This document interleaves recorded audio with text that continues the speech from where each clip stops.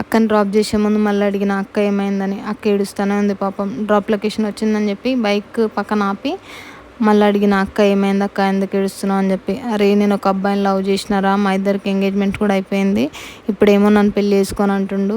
ఆయన ఎంగేజ్మెంట్ అయినాక గవర్నమెంట్ ఎగ్జామ్స్కి ప్రిపేర్ అవుతా అంటే కూడా సరేలే ప్రిపేర్గా అని చెప్పిన, జాబ్ వచ్చినాక పెళ్ళి చేసుకుందామని చెప్పి అట్లనే ఆపిండు.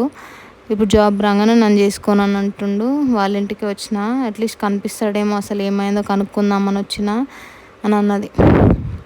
నాకు మస్తు బాధ అయింది అక్కని చూసి. అసలు అంత నమ్మిన అమ్మాయిని మోసం చేయడం తప్పు కదా. ఆ అక్కనేమో నేను చచ్చిపోతారా, నేను బతకలేని బాధతో అని ఏడుస్తుంది. అక్కకి చాలా చెప్పి రియాలిటీలో ఎట్లుంటుందో చెప్పిన, అయినా కూడా అక్క తీసుకోలేకపోయింది. అట్లా అనకరా, అట్లా మాట్లాడకరా, అది ఇదని అన్నది.